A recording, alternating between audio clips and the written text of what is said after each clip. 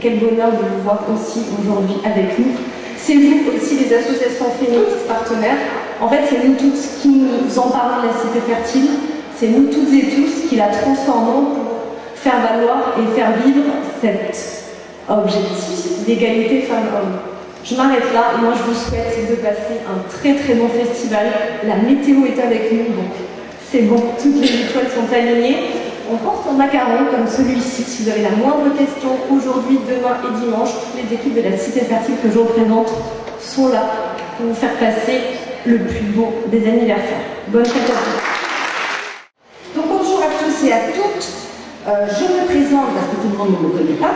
Je suis Danielle Bousquet, présidente de la Fédération nationale des CIDF.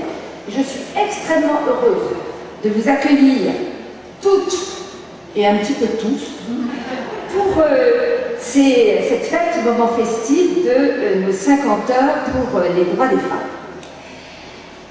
Nous aurons une ouverture officielle tout à l'heure, vers 15 h, lorsque la ministre nous aura rejoint. Elle ne peut pas être là avant 15 h. Voilà. Pour le moment, j'ai l'honneur et le plaisir de vous présenter Séverine Liétard, qui est assise de là, qui va nous parler de l'histoire des CIDF. L'histoire des CIDF depuis la création en 1972. C'est à elle que nous avons demandé ce travail parce que nous voulions rendre visible cette histoire tout à fait intéressante, que même les membres du réseau ne connaissent pas complètement et qui est largement méconnue, et que nous voulons partager avec vous parce que nous voulons transmettre les valeurs que porte cette histoire de notre réseau, de votre réseau. Séverine est historienne, elle est spécialiste du genre et par ailleurs elle est journaliste. Et il est intéressant de noter qu'elle a réalisé sa thèse sur Colette Audry. Je ne sais pas si beaucoup connaissent Colette Audry. C'était une grande féministe et une militante politique qui effectivement a porté le féminisme au sein du au milieu du XXe siècle. À partir de nos archives très nombreuses que nous avons mises à sa disposition, Séverine a travaillé pendant plusieurs mois. Elle s'est déplacée en France dans plusieurs régions pour rencontrer différentes personnes du réseau, des anciennes et des actuelles salariées, des anciennes et des actuels présidents des associations départementales, c'est-à-dire en un mot les actrices de ces histoires communes, les anciennes directrices des CIDF et les anciennes ministres. Donc la mémoire du réseau qu'elle a entendue directement. Cela a produit un superbe livret qui est là, superbe livret, que tous les CIDF vont recevoir à domicile en 8 exemplaires gratuits. Pour celles qui seraient frustrées, vous pouvez acheter un exemplaire à 10 € au stand de l'accueil des CIDF. Voilà. Donc, je vais donner la parole à Séverine pour quelques instants et après, nous aurons une dizaine de minutes d'échange. Séverine nous dira tout ce qu'il a marqué, tout ce qu'elle a trouvé remarquable et vous pourrez bien entendu lui poser toutes les questions que vous souhaiterez.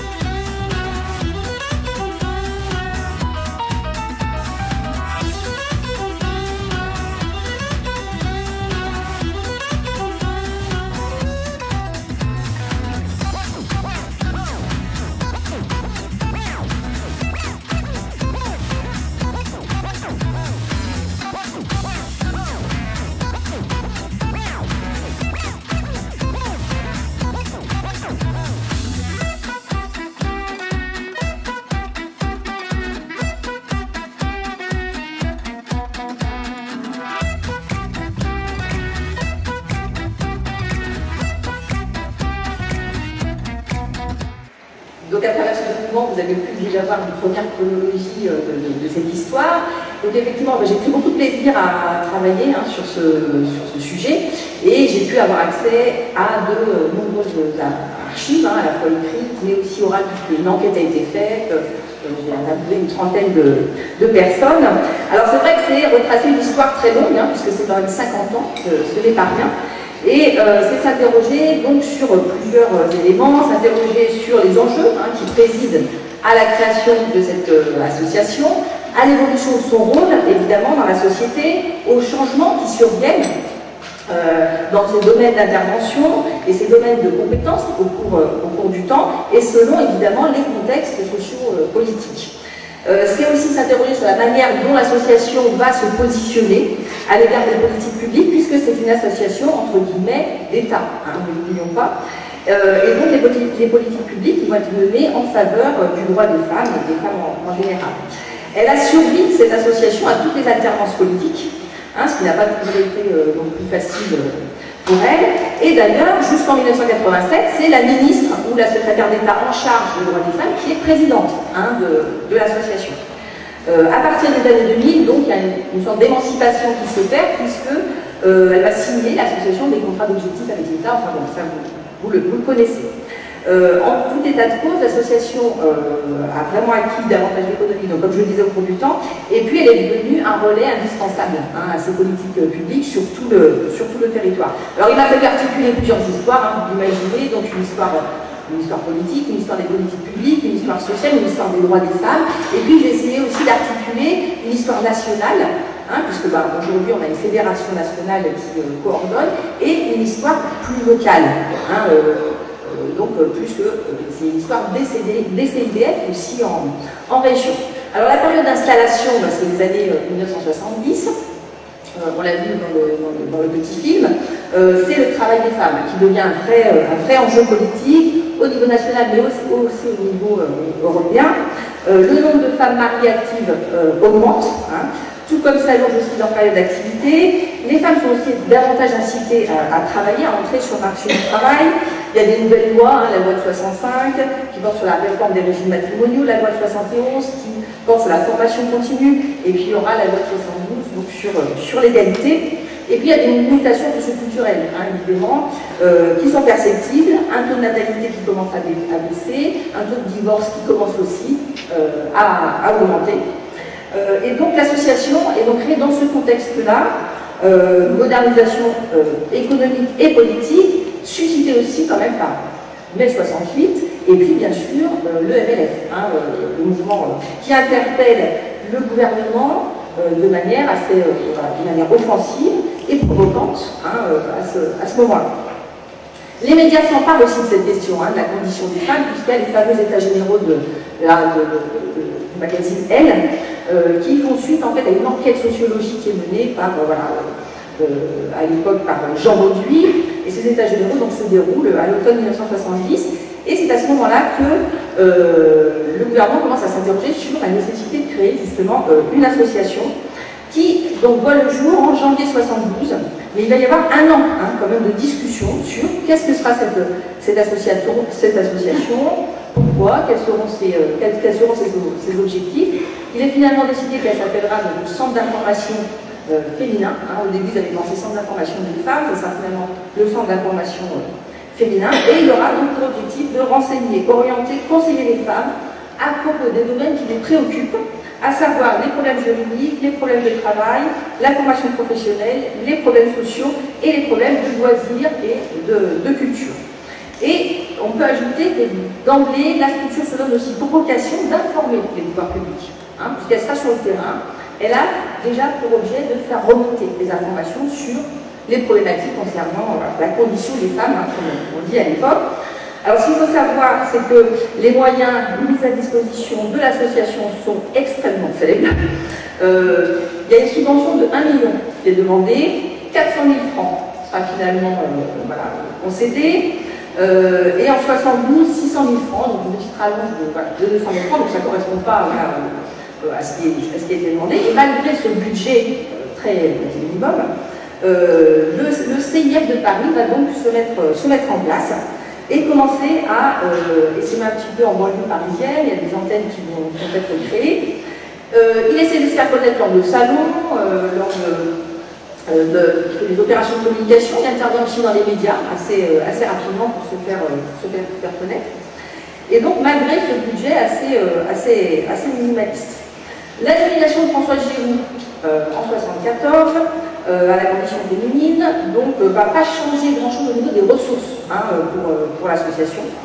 Mais en revanche, l'association va pouvoir se faire connaître davantage parce que Françoise Giroud a bien l'intention de s'appuyer sur les CIF pour justement faire connaître ses 100 mesures pour les femmes, son programme.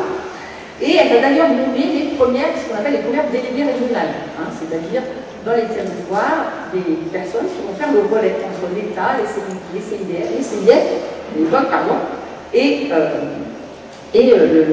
le gouvernement. Donc, précisons aussi que ces délégués régionales sont bénévoles. Donc on va voir qu'il y a une grande partie des personnes qui travaillent pour les CIF qui sont bénévoles. Donc à partir de 1974, toujours avec très peu de moyens financiers, les CIF vont ouvrir dans plusieurs villes. L'installation d'un CIF est souvent initiée soit par un groupe de femmes, une association déjà existante qui vont se raccrocher finalement à ce centre d'information féminin, ou ce sont souvent des élus femmes plutôt locales qui demandent à être affiliées et à créer un CIF. Donc en 1976, on trouve des CIF en Île-de-France, Rhône-Alpes, Limousin, Midi-Pyrénées, Pays de Loire, Alsace-Lorraine, Franche-Comté. Il y a de nouvelles structures qui se montent en 77-79, et la structure parisienne reste toujours membre de droit de ces associations en région. Et qu'est-ce qu'elle doit apporter? Essentiellement une aide méthodologique, c'est-à-dire qu'elle doit les aider à monter des dossiers pour s'installer justement en région. Il y a aussi une base commune de documentation qui commence à être proposée au CIF aussi en région. Mais il y a toujours très peu d'aide financière qui est proposée à ces centres d'information qui vont bénéficier alors de subventions régionales, conseil municipal, CAF, conseil général, des subventions européennes déjà également, et puis que vont compléter des dons, des prestations, souvent en nature, données par les mairies, qui vont fournir par exemple les locaux, la ligne téléphonique, enfin tout ce qui a rapport un peu à les frais de fonctionnement, qui vont être gracieusement donnés.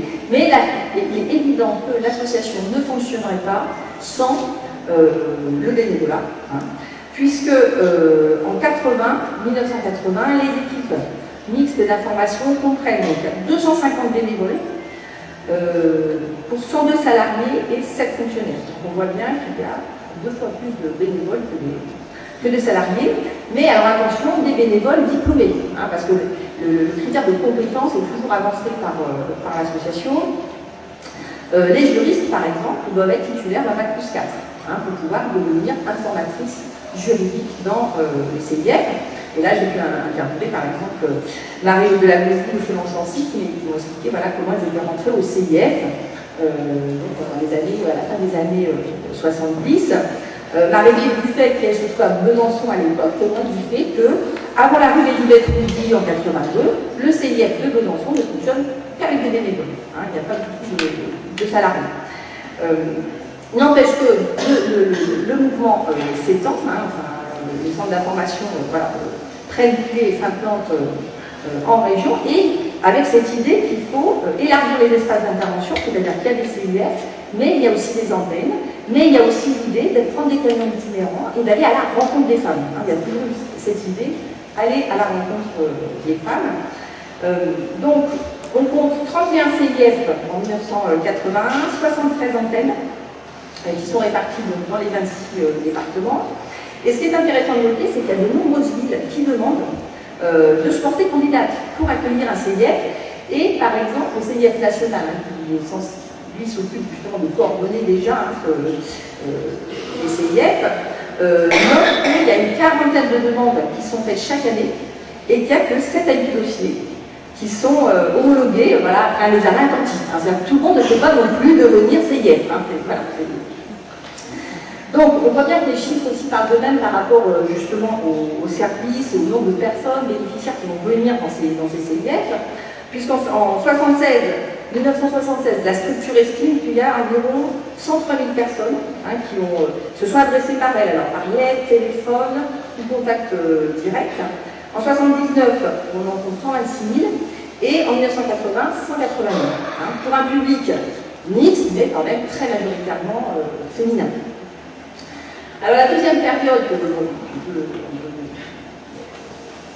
constater, c'est cette période, la période d'extension, évidemment, à partir de l'arrivée de la gauche au pouvoir, des socialistes, puisque, évidemment, il y a une rupture à ce moment-là, avec la première fois un ministère dédié aux droits de la femme, qui devient ensuite les droits des femmes.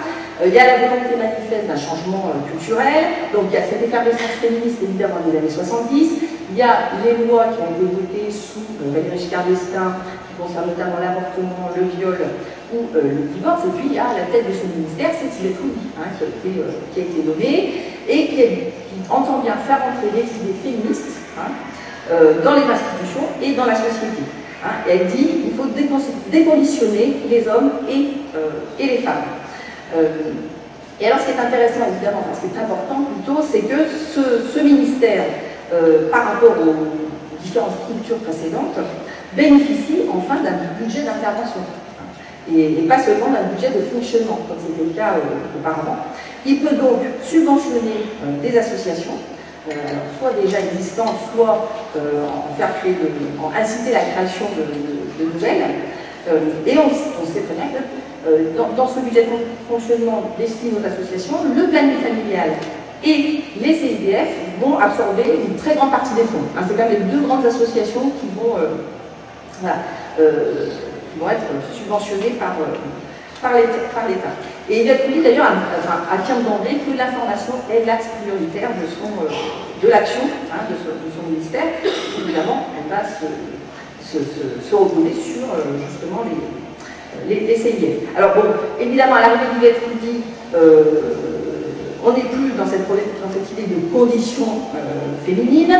Donc le CIF, parce qu'il y avait eu un F qui avait été rajouté, Centre d'information des femmes et des familles, sous Monique Pelletier, va changer, évidemment.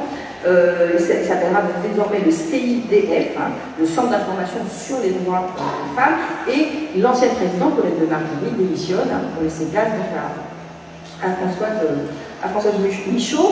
Le budget qui est consacré à l'association est démultiplié également, 500 000 francs par an précédemment. Avec Yvette Roudy, on est à 2 500 000, on va passer à un autre niveau, donc en 1980. 5 minutes, voilà, on va s'arrêter. Et j'en suis qu'à la première part. Alors, il y a également la structure nationale qui va être renforcée, donc le centre national qui va chapeauter aussi les différents centres qui vont s'implanter en région. Et puis l'association va se mettre aussi à informer en publiant des brochures. Alors d'abord en collaboration avec le ministère et puis ensuite seul. Et donc effectivement il va y avoir le CIDF dans presque tous les territoires, puisqu'il y avait 40 CIF en 1981, 35 de plus 6 mois plus tard, et il y en aura en 82 déjà 125. Donc ça va très très vite. Et ce sont toujours les délégués régionaux qui vont avoir pour mission souvent d'implanter ces nouveaux CIDF. Yvette Roudy compte sur elle. Et donc, par exemple, j'ai pu interviewer Michel André qui viendra ensuite ministre, qui a implanté un CIDF en Auvergne, Daniel Bousquet à Saint-Brieuc dans les années aussi 80, ou Arlette Arnaud au Puy. Et puis, donc, les axes prioritaires aussi de ces CIDF vont être très axés sur la question du travail et vont développer des services originaux, on va dire, pour aider justement les femmes à se réinsérer ou à se professionnaliser en créant ce qu'on a appelé les BAIE, donc des bureaux d'accueil et d'information sur l'emploi, qui s'ajoutent en fait à une information qui est donnée aux femmes sur l'emploi. C'est des structures, c'est un accompagnement individualisé, plus long, qui permet finalement finalement de travailler avec les personnes qui sont en demande sur leur réinsertion professionnelle. Et ce sont donc des conseillers en emploi, des juristes, mais aussi des psychologues qui sont chargés d'animer ces espaces dédiés, qui vont inventer de nombreux dispositifs, et parfois différents selon les CIDF et selon les demandes locales, les problématiques locales. Alors, avec la retour de la droite au pouvoir, les choses vont changer un petit peu, puisque c'est le retour à la condition féminine. L'intitulé même de la structure va changer, puisque il va y avoir un F de famille qui va s'ajouter, et le D de droit va disparaître au profit du D de documentation. Donc ça vous dit aussi quelque chose sur le nouveau paradigme. C'est quand même aussi un secrétaire d'État qui va publier un premier guide qui est un guide pratique des droits des mères de famille. Donc on change aussi évidemment de problématiques. En tout état de cause, Hélène Gissereau, qui est en charge de ces questions dans ce gouvernement, veut clarifier aussi les relations des CIDF avec l'État. C'est-à-dire qu'il y a eu une explosion des CIDF sous l'idée Prodi, parfois de manière un peu anarchique. Hélène Gissereau, elle demande une enquête administrative pour justement un petit peu recadrer tous ces CIDF, et puis revoir un petit peu les attributions des délégués régionaux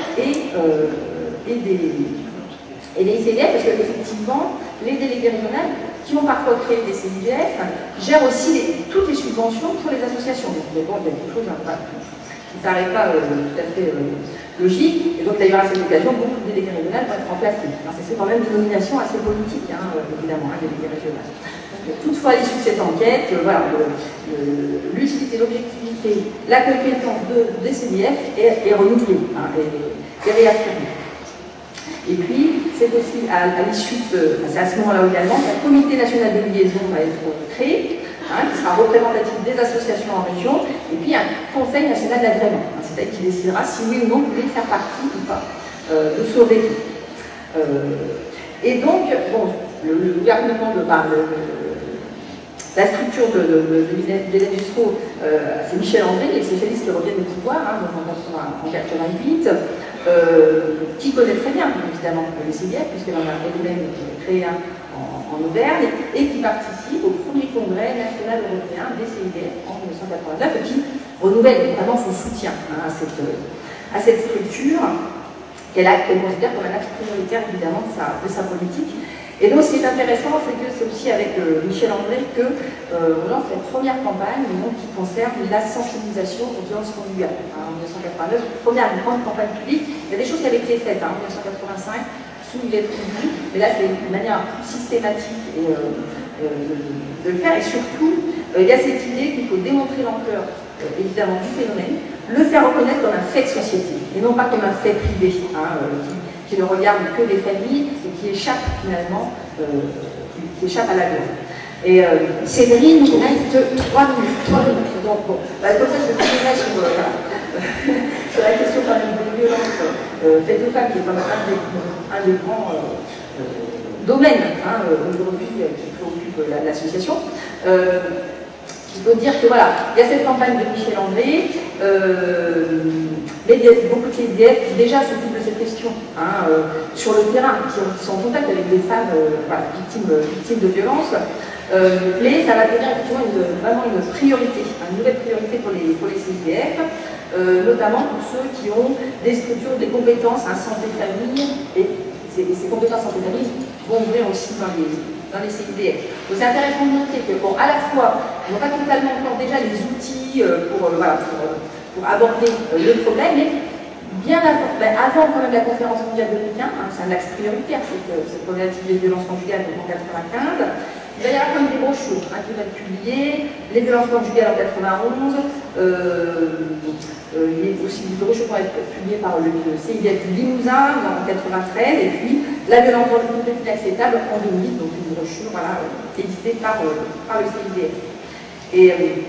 Mais c'est vrai que là, la question des violences faite aux femmes avant sa tournant, vraiment en 99, il y a aussi un grand colloque qui est organisé par la fédération, enfin par le CNIDFF à l'époque, et donc ça devient vraiment un domaine prioritaire pour l'association, sur 3 axes: la prévention des violences, l'amélioration des traitements judiciaires et le renforcement des capacités d'accueil d'urgence, donc des femmes victimes de violences. Et puis, il y a aussi des commissions départementales qui sont réactivées et auxquelles vont participer beaucoup les CIDF, à qui on va demander